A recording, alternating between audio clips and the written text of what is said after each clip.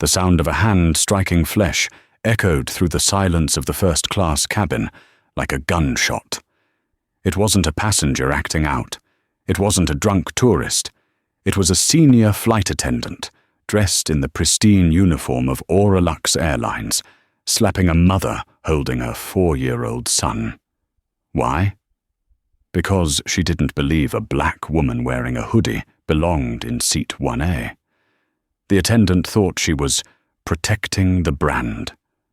She thought she was untouchable, but she didn't know that the man standing quietly in the jet bridge, watching the entire nightmare unfold, wasn't just another passenger. He was the man who had secretly bought the entire airline that morning.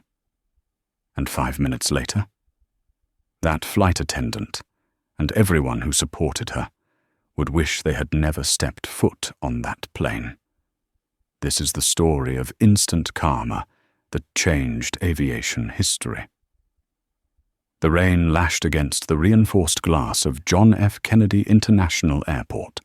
Terminal 4 was a hive of activity, a mix of exhausted travelers and manic energy. But inside the exclusive Emerald Lounge, reserved for the top 1% of Auralux Airlines flyers, the atmosphere was hushed, scented with white tea and old money. Vanessa Cole adjusted the strap of her oversized tote bag. She looked tired. Her hair was pulled back in a messy bun, and she wore a charcoal grey cashmere hoodie and matching sweatpants. To the untrained eye, she looked like someone who had rolled out of bed to catch a red-eye. To those who knew fabric, the hoodie was a Loro Piana weave, worth more than most people's cars. But nobody in the Emerald Lounge was looking at the fabric. They were looking at her skin. She held the hand of her 4-year-old son, Leo, who was clutching a worn-out, stuffed dinosaur. "Mummy, are we going to see Daddy soon?" Leo asked, his voice small. "Soon, baby. He's meeting us on the plane," Vanessa whispered, soothing him. He had to sign some papers. Vanessa approached the gate agent at the dedicated first-class boarding door. The agent, a woman named Sarah with a tight smile that didn't reach her eyes, looked up. Her gaze raked over Vanessa, lingering on the hoodie, then down to Leo's scuffed sneakers. "Boarding passes," Sarah said, her tone flat. She didn't extend her hand. She just tapped the counter. Vanessa pulled up the QR codes on her phone and held it out. Sarah didn't scan them immediately. She leaned back, crossing her arms. "Ma'am, this is the priority lane for first class and Diamond status members only. Economy boarding is in Zone 4, down the hall." "I know," Vanessa said, her voice calm but firm. "I'm in 1A. My son is in 1B. Sarah let out a scoff, a short, sharp sound of disbelief. 1A? That's the owner's suite. We rarely release those seats. Are you sure you didn't modify this screenshot?" "Scan the code," Vanessa said, her patience thinning. Reluctantly, Sarah grabbed the scanner. She aimed it at the phone, expecting the angry red beep of a rejection. Instead, the machine chirped a cheerful green ping. The screen flashed, "Passenger V. Cole. Status, VIP invitation." Sarah's face went pale for a split second, but her bias was stronger than her training. She handed the phone back with a sneer. "Must be a system glitch upgrade. Lucky you. Just try to keep your child quiet. The people in first class paid thousands for their peace." Vanessa took the phone, tightening her grip on Leo's hand. "We paid for our peace too." She walked down the jet bridge, heart pounding. She wasn't angry for herself. She was used to it. She was angry for Leo. She wanted to shield him from the coldness of the world, but today the world seemed determined to freeze them out. They stepped onto the aircraft, a Boeing 737 300ER, the crown jewel of the Auralux fleet. The first-class cabin was stunning, soft ambient lighting, lie-flat pods with sliding doors, and champagne waiting on the consoles. Standing at the galley entrance was Tiffany Miller. Tiffany was the purser, the head flight attendant.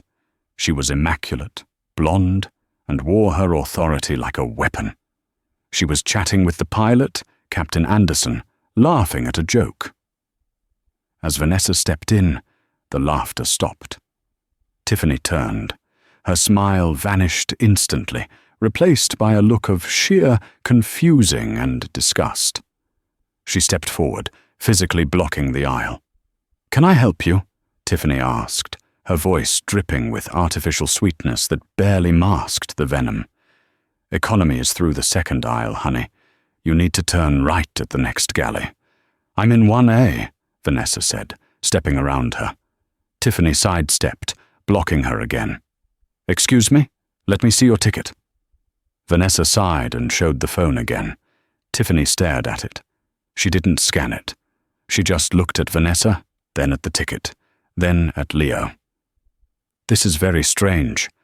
1A is usually reserved for corporate or celebrities." She looked Vanessa up and down. "I need to verify this with the gate. You wait here." "I'm not waiting in the galley," Vanessa said, moving past her. "I'm going to my seat." "Hey," Tiffany snapped, grabbing Vanessa's shoulder. "Don't walk away from me when I'm speaking to you." Vanessa froze. She looked at Tiffany's hand on her shoulder. "Take your hand off me." The tension in the cabin spiked. 2 other passengers had settled in, an elderly man in a suit in seat 2A and a woman in 2B who looked like she was dripping in diamonds. They were watching, judging. Tiffany snatched her hand back but glared. "Sit. But if the gate tells me this is fraudulent, you're being escorted off by federal marshals." Vanessa walked to seat 1A and lifted Leo into 1B. She was shaking. She just wanted Julian to arrive. 10 minutes passed. The cabin filled up. The atmosphere was thick with hostility. Tiffany made a show of serving champagne to every other passenger, pointedly ignoring Vanessa and Leo. When she finally came to 1A, she didn't offer a menu. "Move your bag," Tiffany commanded, pointing to Vanessa's tote. "It's too big. It needs to be checked." "It fits under the ottoman," Vanessa said. "I checked the dimensions." "It's an eyesore," Tiffany muttered, loud enough for the woman in 2B to hear. The woman in 2B, a socialite named Mrs. Vanderwall, giggled. "Heavens," Mrs. Vanderwall said, leaning across the aisle. "Stewardess, is it always this crowded in first class? I thought we paid for exclusivity." Tiffany smiled at Mrs. Vanderwall, a genuine warm smile. "I apologize, Mrs. Vanderwall. We're dealing with some overflow issues. It won't happen again." Leo, sensing his mother's distress, tried to open his backpack to get his coloring book. In his struggle with the zipper, his small hand slipped. He knocked over the glass of water Vanessa had poured for herself from the complimentary bottle. The water splashed onto the aisle carpet. A few drops hit the hem of Tiffany's skirt as she walked by. It was an accident. A meaningless, tiny accident. But Tiffany reacted as if Leo had thrown a grenade. She gasped, jumping back theatrically. "Oh my God, look what you did!" The cabin went silent. "He's a child," Vanessa said, grabbing napkins to wipe the floor. "It's just water. I'm cleaning it up." "This is a $3,000 uniform," Tiffany shrieked, her face flushing red. "And you've ruined the carpet. Do you know how much it costs to deep clean aircraft wool?" "I said I'm cleaning it," Vanessa snapped, her protective instinct flaring up. "You shouldn't even be here," Tiffany yelled, losing her professional mask entirely. "I knew it the second you walked on. You people think because you scrape together enough miles or get some lucky upgrade, you can act like animals in a luxury cabin." "You people," Vanessa stood up. She was tall, 5'9", and when she stood, she towered over Tiffany. "Careful, Tiffany. You're crossing a line you can't come back from." Captain Anderson poked his head out of the cockpit. He saw the commotion. He saw a black woman standing up to his purser. He didn't ask questions. He didn't ask what happened. "Sit down, ma'am," the captain barked. or I'll have you removed for unruly behavior." "She is screaming at my 4-year-old son," Vanessa said, pointing at Tiffany. "She ruined my uniform, Captain." Tiffany lied, playing the victim instantly. "And she threatened me." "I did no such thing," Vanessa said. "That's enough," Captain Anderson said, stepping out. He was a large man, imposing. "Purser, get the gate agent. We're removing these two. I'm not flying with disruptive passengers." Vanessa felt the blood drain from her face. "You cannot be serious. You haven't even heard my side." "I don't need to," Anderson scoffed. "Tiffany has been with us for 10 years. I trust her judgment over yours." Mrs. Vanderwall in 2B chimed in. "Just get them off. They're ruining the vibe. It's disgusting." Leo started to cry, big, heaving sobs. "Mommy, I'm sorry. I didn't mean to." "It's okay, Leo. It's not your fault," Vanessa said, reaching for him. Tiffany stepped between them. "Don't touch him. Grab your bags and get out. Now." The injustice was suffocating. Vanessa grabbed her phone. She needed to call Julian. He said he was boarding last to avoid the paparazzi. He was likely in the jet bridge right now. "I'm making a call," Vanessa said. "No phones!" Tiffany shouted. She lunged forward and swiped at Vanessa's hand, knocking the phone to the floor. "You have no right," Vanessa started. "I have every right. I am the authority on this aircraft." Tiffany stepped closer, invading Vanessa's personal space. Her eyes were manic. "You are trash. You are scammer trash, and I am going to make sure you are blacklisted from every airline in the Alliance. Now pick up your brat and get off my plane." She used the word brat. And she leaned in, her face inches from Vanessa's, sneering at Leo, who was cowering in his seat. Vanessa moved to shield Leo. "Back away from my son." Tiffany didn't back away. Whether it was adrenaline, racism, or a power trip gone wrong, she made the worst mistake of her life.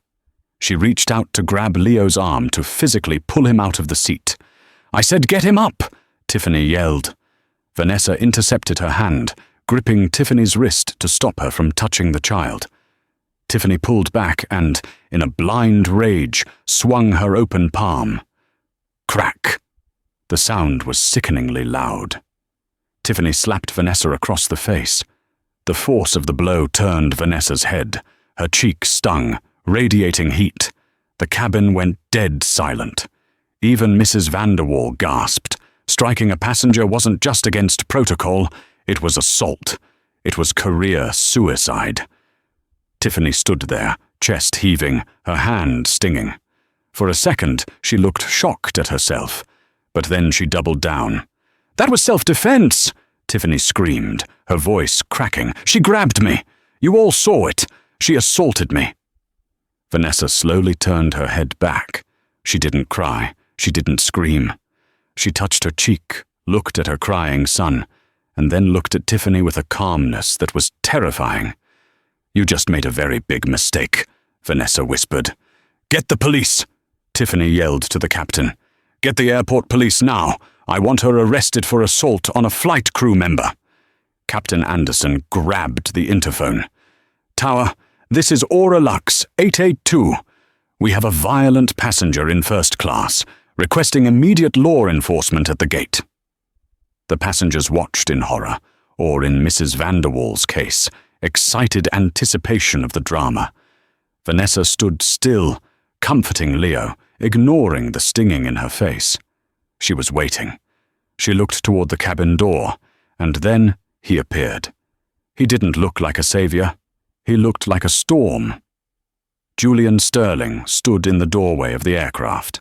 He was wearing a bespoke navy suit, no tie, his top button undone. He was 6'2", with broad shoulders and eyes that were usually warm, but were currently as cold as liquid nitrogen. He had been standing in the galley entryway, just out of sight, for the last 30 seconds. He had seen the argument. He had seen the escalation, and he had seen the slap. He stepped into the first-class cabin. His presence was so commanding that the air seemed to leave the room. He didn't run. He walked with a slow, predatory grace. Tiffany, breathless, turned and saw him. She didn't recognize him immediately. Julian kept a low profile in the media, but she recognized money and power. She assumed he was another first-class passenger, annoyed by the delay. "Sir, please take your seat," Tiffany said, trying to regain composure, smoothing her uniform. "We are just dealing with a security threat. Police are on the way to remove this woman." Julian ignored her. He walked straight past Tiffany, as if she didn't exist. He went to Vanessa. He gently touched Vanessa's face, looking at the red handprint blooming on her cheek. His jaw muscle twitched, the only sign of the rage boiling inside him. "Are you okay?" he asked, his voice low and dangerous. "I'm fine, Julian," Vanessa said, her voice trembling slightly now that he was there. "Leo is scared." Julian looked at his son. "It's okay, Leo. Daddy's here." Then Julian turned around. He faced Tiffany, Captain Anderson, and the gaping passengers. "Sir, you need to sit down," Captain Anderson barked, stepping out of the cockpit again. "Who do you think you are?" Julian reached into his jacket pocket. He didn't pull out a weapon. He pulled out a black card made of anodized titanium. He didn't hand it to the flight attendant. He held it up. "My name is Julian Sterling," he said. His voice was not loud, but it carried to the back of the cabin. "CEO of Sterling Hale Enterprises." Tiffany blinked. The name sounded familiar. "And as of 8 a.m. this morning," Julian continued, his eyes locking onto Tiffany's, "Sterling Hale Enterprises is the majority shareholder and sole owner of Auralux Airlines." The silence that followed was heavier than the one after the slap. Julian took one step toward Tiffany. "You just assaulted my wife," Julian said, "and you terrified my son." Tiffany's knees actually buckled. She grabbed the seat back to steady herself. Wife?" "Captain," Julian said, shifting his gaze to the pilot. "You called the police?" Yes, sir," the captain stammered, his face draining of color. For the passenger." "Good," Julian said. "Let them come. But they aren't taking her off this plane." He checked his watch. "You have exactly 5 minutes before they arrive. I suggest you use them to pack your bags, because nobody in this crew is flying today." The air inside the cabin had changed. It was no longer pressurized by the aircraft's systems. It was pressurized by the sheer, crushing weight of Julian Sterling's presence. Tiffany Miller, who only moments ago had felt like a queen in her flying castle, now looked like a deer caught in the headlights of a semi-truck. Her hand, the one that had struck Vanessa, was trembling violently by her side. She looked at Julian, then at Vanessa, and the horrifying realization of what she had done crashed down on her. She hadn't just slapped a passenger, she had slapped the first lady of the airline she worked for. "Mr. Sterling," Tiffany stammered, her voice an octave higher than usual. She forced a smile that looked more like a rictus of pain. Obviously, there has been a terrible misunderstanding. If I had known who she was—" "Stop," Julian said. He didn't shout. He didn't have to. The word was a solid wall. "You're saying that if you knew she was my wife, you would have treated her with respect. But because you thought she was just a mother in a hoodie, you felt entitled to assault her?" "I didn't mean to. It was a reflex. She was aggressive," Tiffany pleaded, looking around for support. She looked at the captain. "Captain, tell him. She was threatening the safety of the flight." Captain Anderson, however, was currently doing the mental calculus of his pension plan versus his current predicament. He was a man who respected the chain of command, and he had just realized the chain of command had wrapped itself around his neck. He took off his hat, wiping sweat from a forehead that had suddenly gone clammy. Mr. Sterling, the captain began, trying to salvage his dignity. While the purser's reaction may have been excessive, we have strict protocols regarding passenger compliance. Your wife refused to show her ticket initially and— I showed it to the gate agent, Vanessa cut in, her voice steady now. She was still holding Leo, rubbing his back as he sniffled. And I showed it to her. She refused to look at it because she didn't believe I could afford the seat. Julian turned his gaze to the captain. You're Captain Anderson, correct? 20 years with Aura Lux? Yes, sir. 20 years of unblemished service. Then you should know the code of conduct better than anyone, Julian said. Rule 14, Section B. De-escalation is the primary duty of the flight deck. You came out here and immediately threatened to arrest a woman holding a crying child without asking a single question. You blindly backed your staff member who was clearly out of control. I have to trust my crew, sir, Anderson said, though his voice lacked conviction. And now you're going to pay for that blind trust, Julian said coldly. He pulled out his phone. It was a sleek, unreleased satellite model. He tapped a speed dial number. The cabin was silent enough that everyone could hear the ringtone on the other end. Put it on speaker, Julian commanded, holding the phone up. A voice answered. Crisp, professional. Mr. Sterling, this is unexpected. We weren't expecting to hear from you until you landed in London. Change of plans, Marcus, Julian said. I'm currently standing in the first-class cabin of Flight 882. I need you to access the HR mainframe immediately. Marcus was the Vice President of Human Resources for Aura Lux. I'm logging in now, sir. What do you need? I need the employment files for Purser Tiffany Miller and Captain Robert Anderson terminated. Effective immediately. Cause: gross misconduct, assault of a passenger, and discrimination. Tiffany gasped, a strangled sound escaping her throat. You can't do that. I have a union. You can't just fire me on the tarmac. Julian looked at her with eyes dead of emotion. Marcus, did you hear that? Yes, sir. Marcus's voice came through the phone. Tiffany Miller believes her union will protect her from assault charges. Please inform the legal department to prepare a statement. We will not be settling. We will be prosecuting. And regarding the union, remind them that the new ownership agreement includes a zero-tolerance clause for violence. If they want to fight this, I will personally fund the legal battle until the union is bankrupt. Understood, sir, Marcus said. Termination letters are being drafted and emailed to their personal accounts now. Their security clearance is revoked. Julian hung up. He looked at Tiffany. You're not just fired, you're trespassing. At that moment, the wail of sirens that had been approaching the aircraft stopped. Heavy boots clanged on the metal jet bridge. Captain Anderson had called the police to arrest Vanessa.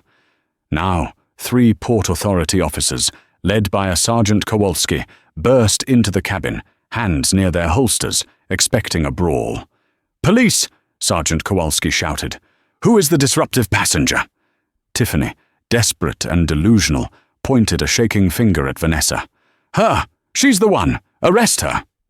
Sergeant Kowalski looked at Vanessa, who was standing calmly next to a man in a bespoke suit.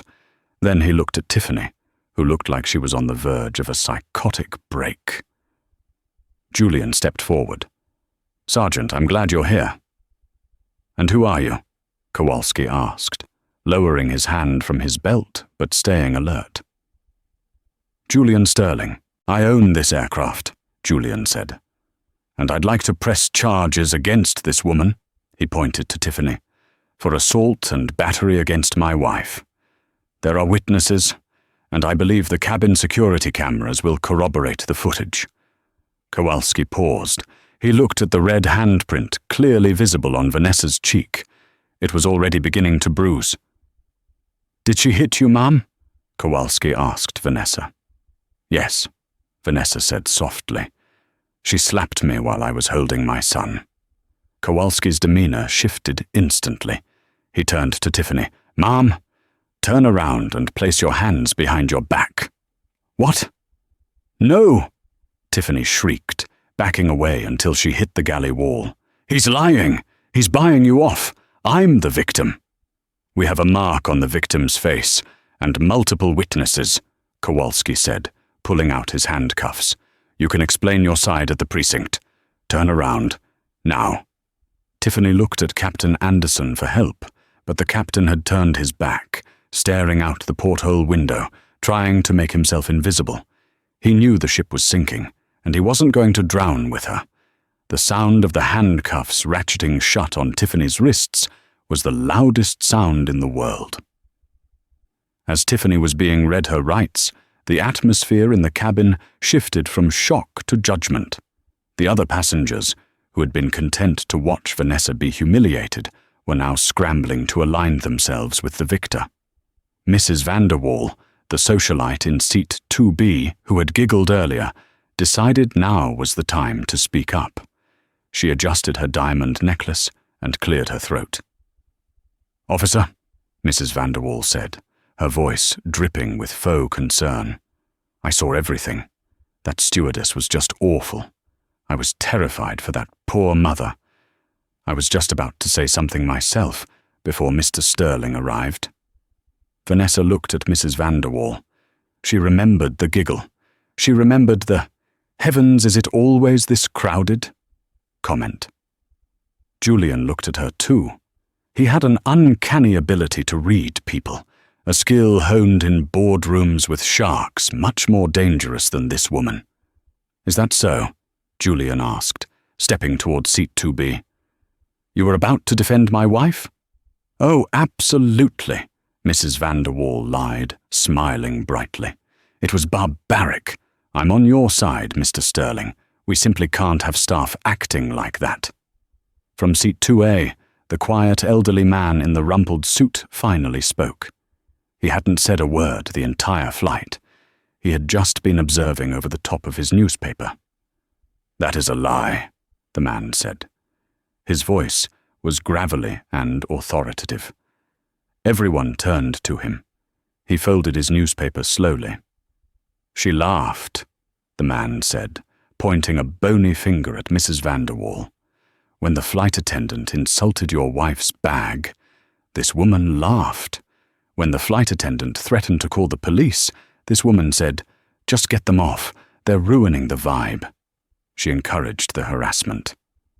Mrs. Vanderwall flushed a deep crimson. I most certainly did not. Who are you to accuse me?" The old man reached into his jacket and pulled out a badge. He wasn't a cop. It was a diplomatic ID. "Ambassador Henry Thorne," the man said. "Retired. I observe for a living, madam. And Mr. Sterling, if you need a witness statement for the police report, I would be happy to provide one. I saw the unprovoked verbal abuse, the discrimination, and the physical assault. Your wife remained composed throughout. The flight attendant was the aggressor, and this passenger," he nodded at Mrs. Vanderwall, "was an instigator." Julian nodded at the ambassador respectfully. "Thank you, Ambassador Thorne. I appreciate your honesty." Julian then turned his cold gaze back to Mrs. Vanderwall. "Mrs. Vanderwall, was it?" Julian asked. "Yes," she squeaked. "I believe you're flying on a diamond status ticket?" "I am," she said, trying to regain her haughtiness. "I spend $50,000 a year with this airline." "Not anymore," Julian said. He tapped his phone again. "Marcus, are you still on the line?" "Yes, sir." "Revoke Mrs. Vanderwall's status, refund her ticket for today's flight, and place her on the no-fly list for Auralux and all our partner carriers. Reason: harassment of fellow passengers and inciting a disturbance." "Done," Marcus replied instantly. Mrs. Vanderwall's jaw dropped. You can't ban me. Do you know who my husband is?" "I don't care who your husband is," Julian said, his voice dropping to a whisper that was terrifyingly intense. "You found enjoyment in the humiliation of a mother and her child. You thought it was funny because you thought she was powerless. Now you know how it feels to be powerless. Get off my plane." But how will I get to London?" she stammered. "I suggest you swim," Julian said, "or fly commercial on another carrier. But you aren't flying with us. Ever again." Sergeant Kowalski, who was holding Tiffany by the arm, nodded to his partner. "Escort the lady in 2B off the premises as well. The owner has revoked her ticket." Mrs. Vanderwall began to sob, grabbing her Louis Vuitton bags. It wasn't a cry of sorrow. It was the cry of someone who had never been told no in her entire life.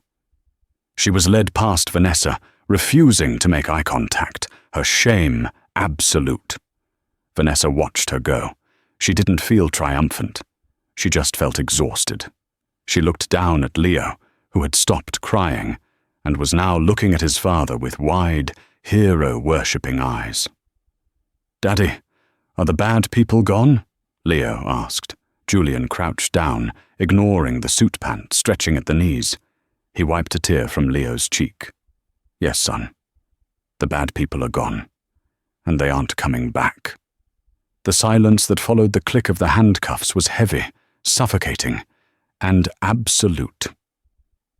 Tiffany Miller, the woman who had ruled the cabin like a tyrant only minutes before, was now trembling so violently that the handcuffs rattled against her wrists. Sergeant Kowalski didn't handle her roughly, but he didn't handle her gently either. He gripped her arm with the firm, professional indifference of a man who had seen bullies crumble 1,000 times before. As she was led down the aisle, Tiffany looked desperate. She scanned the faces of the passengers she had fawned over, searching for an ally. She looked at Mrs. Vanderwall in 2B. She looked at the captain. But nobody looked back. They averted their eyes, studying the stitching on their leather seats or the clouds outside the window. The queen of the cabin had been deposed, and her court had abandoned her. "Move along, Mom," Kowalski said, his voice flat. As Tiffany passed row 1, she stumbled slightly. She looked down at Vanessa, who was still seated, holding a napkin to her swelling cheek. For a fleeting second, Tiffany opened her mouth, perhaps to beg, perhaps to apologize. But the look in Julian Sterling's eyes froze the words in her throat. It was a look of such profound, icy finality that she realized her life as she knew it ended the moment her hand connected with Vanessa's face. She lowered her head and let the police drag her off the aircraft. With the primary antagonist removed, the vacuum of tension in the cabin was immediately filled by a new, sharper anxiety. The reckoning wasn't over. Julian turned his attention to Seat 2B. Mrs. Beatrice Vanderwall was frantically typing on her phone, presumably trying to delete the digital evidence of her earlier behavior or call her lawyer. She looked up, startled, as Julian's shadow fell over her. "Mrs. Vanderwall," Julian said. His voice was dangerously calm, a low rumble that vibrated through the small cabin. "You seem to be in a hurry. Is something wrong?" I'm just trying to rebook," she stammered, her face flushing a patchy red. "This flight is obviously going to be cancelled. I have a gala in London. I can't be late."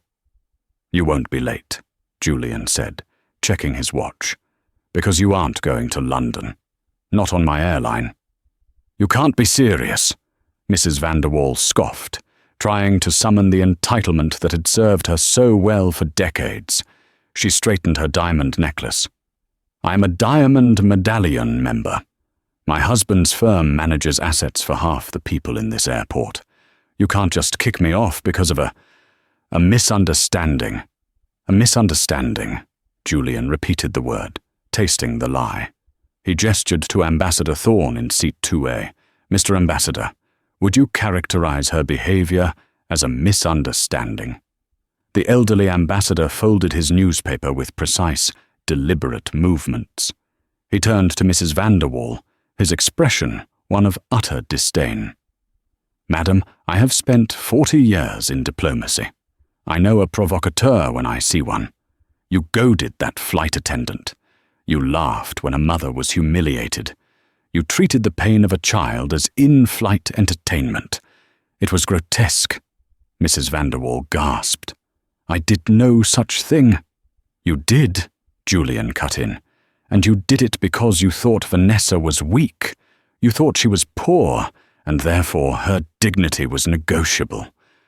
You were wrong." Julian pulled his phone out and held it up so she could see the screen. "I just spoke to my VP of Customer Experience. Your status has been revoked. Your miles, all 2 million of them, have been voided, and you have been placed on the Aura Lux internal no-fly list, indefinitely." You're stealing my miles," she shrieked, her voice cracking. "Read the terms and conditions," Julian said coldly. Section 9. The airline reserves the right to terminate membership for conduct detrimental to the safety or well-being of passengers or crew. You are a liability, Mrs. Vanderwall, and we are mitigating our risk. He nodded to the second police officer who was waiting by the door. "Officer, this passenger is trespassing on private property. Please remove her." "Let's go, lady," the officer said, reaching for her Louis Vuitton carry-on. Mrs. Vanderwall burst into tears, loud, ugly, theatrical tears. "This is unfair. Do you know who I am?" "Yes," Vanessa spoke up for the first time. Her voice was soft but clear. "You're the woman who laughed." Mrs. Vanderwall froze. She looked at Vanessa, then at Julian, and finally realized that no amount of money could buy her way out of this shame. She grabbed her bag and fled down the aisle, her heels clicking a frantic retreat, the officer trailing behind her. The cabin was now purged of the passengers who had poisoned the air. But the crew remained. Julian walked to the front galley. The curtain was drawn. He ripped it open. Inside, the co-pilot and the 2 junior flight attendants from economy were huddled together, looking like teenagers caught throwing a party while the parents were away. Captain Anderson was standing apart from them, staring into the bottom of a coffee cup as if it held the answers to his ruined career. "Captain Anderson?" Julian said. Anderson straightened up, instinct taking over. "Sir, I looked at your record while the police were boarding," Julian said, leaning against the galley counter. "You have flown for 20 years. You have thousands of hours in the air. You are trained to handle engine fires, depressurization, and hijackings. And yet, when a woman was screaming at a mother holding a baby, you hid in the cockpit." "It wasn't that simple, sir," Anderson pleaded, sweat beading on his forehead. "Tiffany, she's the purser. She runs the cabin. If I undermine her authority..." "If you undermine her authority, you save the dignity of my wife," Julian snapped. "You didn't verify the ticket. You didn't ask for Vanessa's side of the story. You saw a black woman in a hoodie and a white woman in a uniform, and you decided who was guilty before you even opened the cockpit door. That isn't protocol, Captain. That is bias." Anderson opened his mouth to argue, then closed it.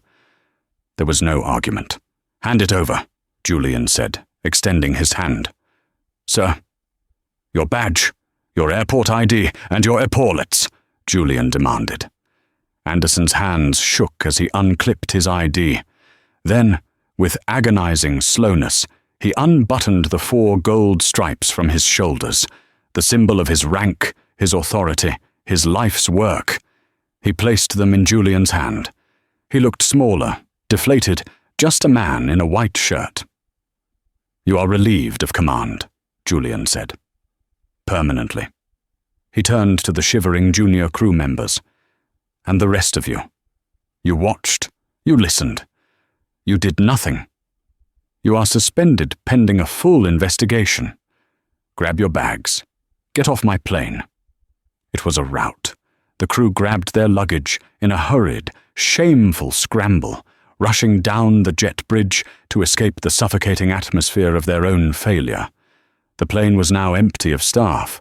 It was just the passengers, Vanessa, Julian, and Leo. "So," Vanessa whispered, looking at the empty galley, "who's going to fly the plane?" "I made a call," Julian said, a small smile finally touching his lips. "Turn around." Boarding the plane was a new group. They moved differently. There was no arrogance in their walk, only quiet competence. Leading them was Captain Michaels, the chief pilot of the fleet, a man with grey hair and a grandfatherly smile. But the real presence was the woman behind him. Helen was in her late 50s. She wore the uniform, but she wore it differently than Tiffany. It wasn't a costume of power, it was a uniform of service. She had kind eyes and laugh lines around her mouth. She was the chief purser for Royal Charters, the woman who handled heads of state. "Mr. Sterling," Captain Michaels said, shaking Julian's hand, "we're ready to take over. Pre-flight checks are done. We can push back in 10 minutes. "Thank you, Captain," Julian said.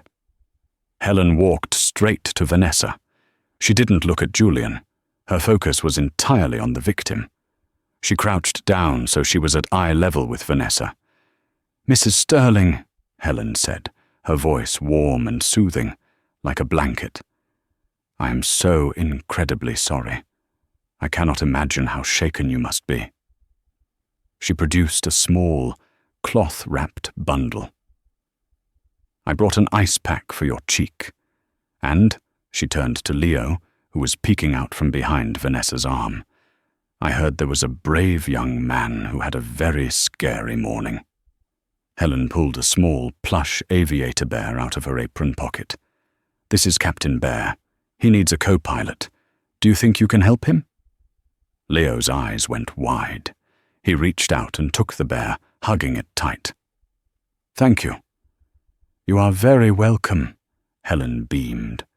She stood up and addressed the cabin, her voice projecting effortlessly without shouting. "Ladies and gentlemen, my name is Helen. On behalf of the new ownership of Auralux, I would like to apologize for the delay and the unpleasantness. We are going to restart our service now. Champagne is on the house for everyone, and we will be doing everything in our power to make the rest of your journey peaceful." The tension in the cabin finally broke. Passengers let out breaths they had been holding for 20 minutes. Julian sat down in seat 1A, pulling Vanessa into the seat next to him. He wrapped his arm around her, and she leaned her head on his shoulder, the adrenaline finally leaving her body, replaced by a deep, bone-weary exhaustion. "You fired everyone," she murmured, half asleep. "I cleaned the house," Julian corrected softly. "We're building a new home, Vanessa. And no one enters our home unless they know how to treat the people inside it."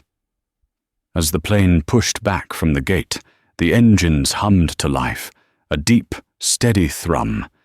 It sounded different than before. It sounded like justice. Vanessa closed her eyes as the plane taxied toward the runway, leaving the toxicity, the racism, and the cruelty far behind them on the wet tarmac of JFK. The sanctuary above the clouds. While the internet below was beginning to catch fire, the atmosphere aboard Auralux Flight 882 was one of surreal calm. At 35,000 feet, wrapped in a cashmere blanket provided by Helen, Vanessa finally allowed her adrenaline to crash.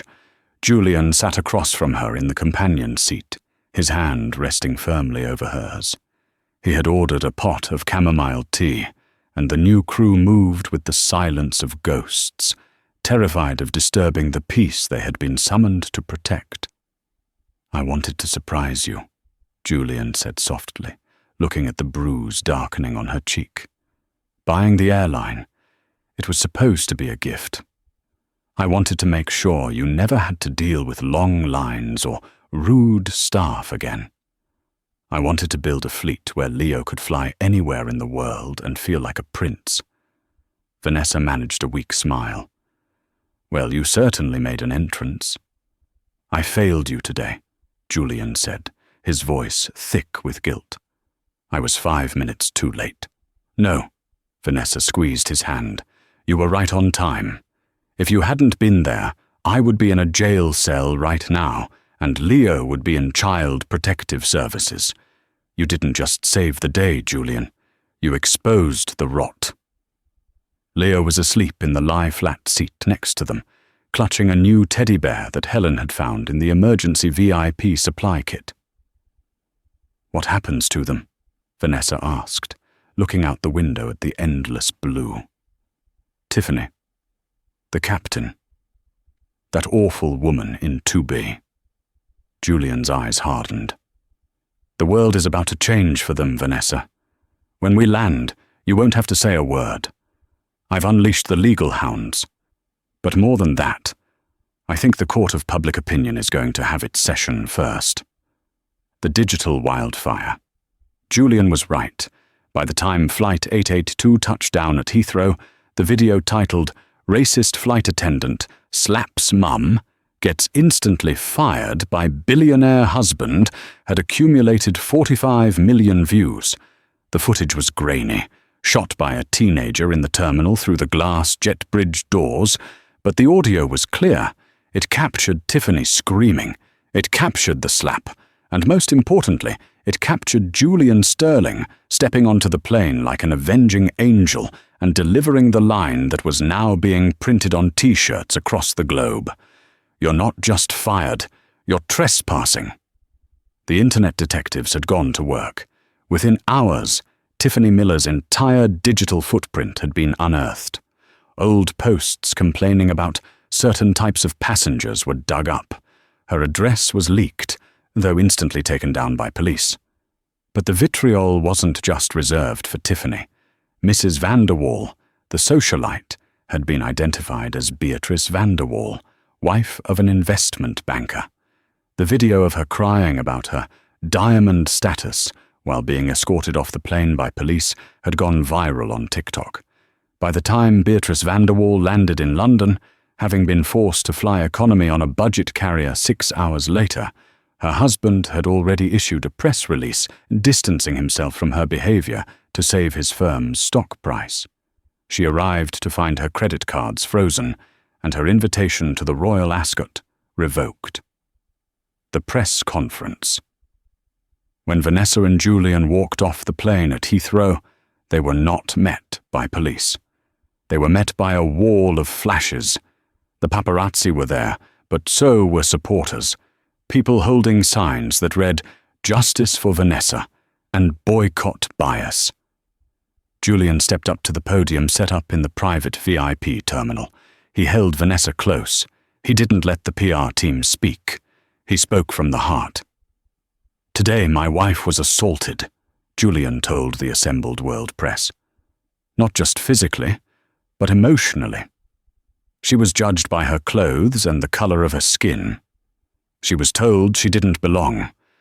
Let this be a warning to every employee under the Sterling Hale banner, and every corporation that thinks customer service allows for prejudice.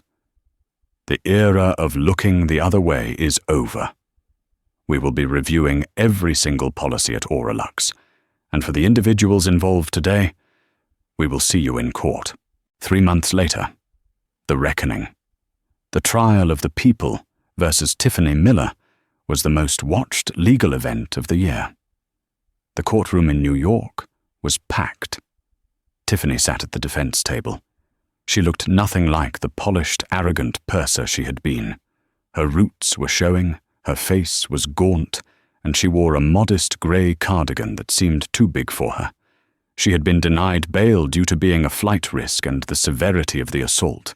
Her defense attorney, a court-appointed lawyer because she could no longer afford private counsel, tried to argue that she was under extreme workplace stress and that Vanessa had provoked the incident by not sitting down immediately.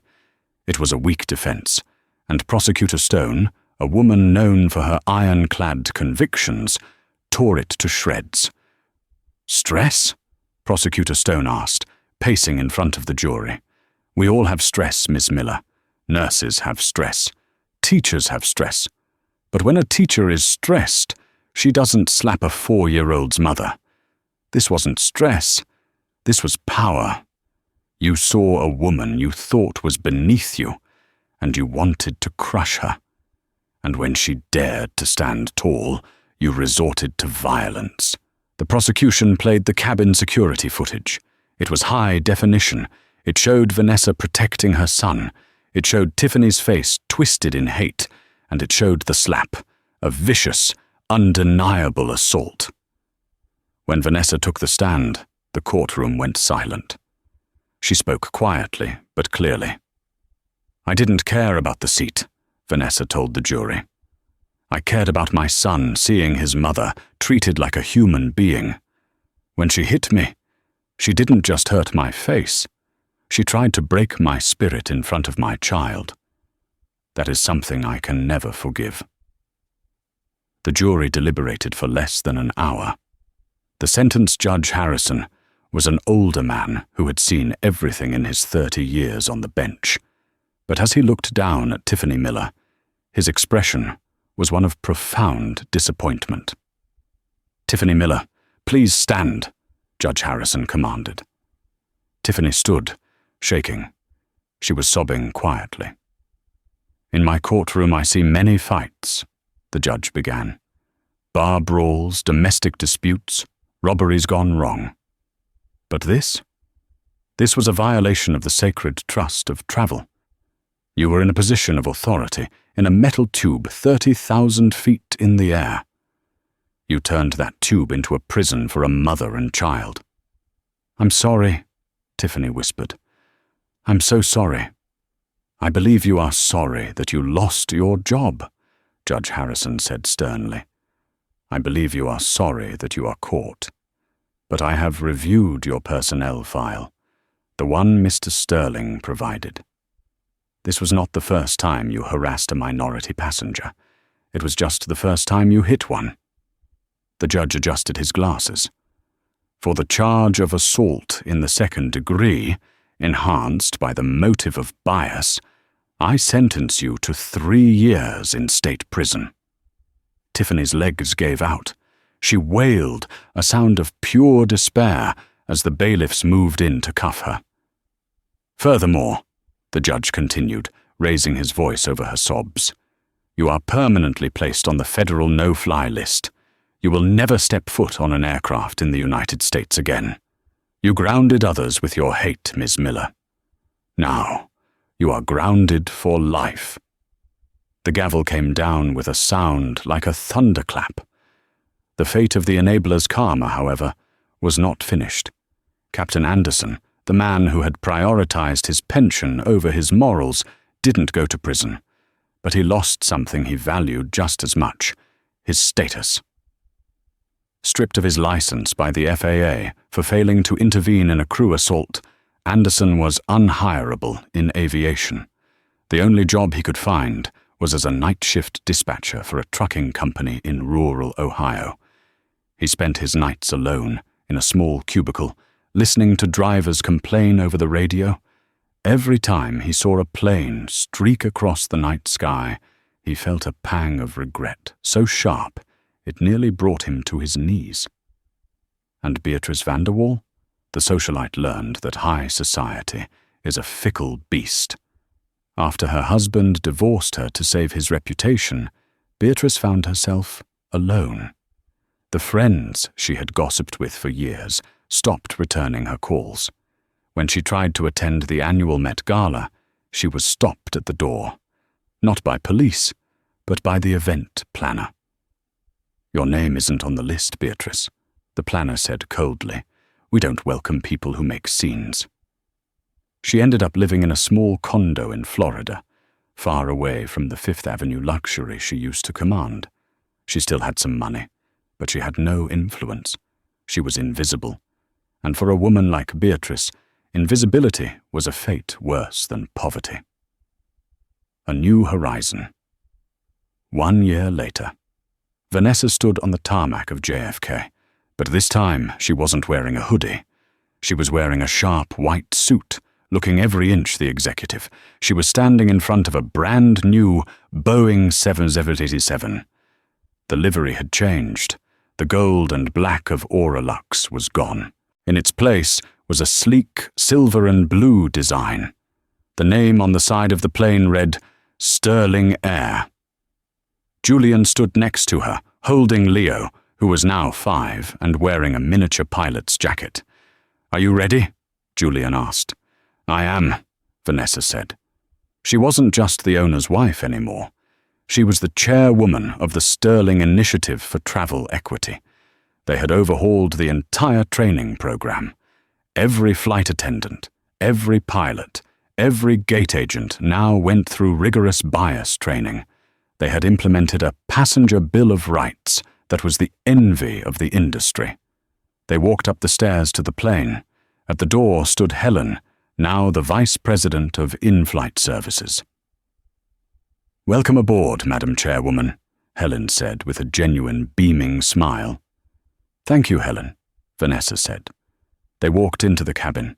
It was bright, open, and welcoming. Vanessa sat in seat 1A. But this time, she didn't feel anxiety. She felt pride. She looked out the window as the engines roared to life, a sound of power, of progress, and of a future where no mother would ever have to be afraid to take her seat. She looked at Julian, who was smiling at her with love and admiration. "We did it," she whispered. "No," Julian corrected her, kissing her hand. "You did it. I just bought the plane. You bought the change." As Sterling Air Flight 1 lifted off the ground, climbing toward the sun, Vanessa finally closed her eyes and rested. The turbulence was over. Clear skies lay ahead. The story of Vanessa and Julian reminds us that true power isn't about how much money you have in the bank or what status you hold on a frequent flyer card. True power is the courage to stand up for your dignity when the world tries to sit you down. Tiffany Miller and Mrs. van der Waal learned the hard way that when you judge someone by their appearance, you might just be judging the person who holds your fate in their hands. It's a lesson in karma, but more importantly, it's a lesson in humanity. In a world where you can be anything, be kind, because you never know who is watching, and you never know when the tables will turn. If you enjoyed this story of justice served cold and karma hitting hard, please hit that like button. It really helps the channel grow. Did you think Tiffany's sentence was fair, or should she have gotten more time? Let me know your thoughts in the comments below. And if you haven't already, please subscribe and ring the notification bell so you never miss a new story. We post dramatic real-life stories every single week. Thanks for watching, and fly safe.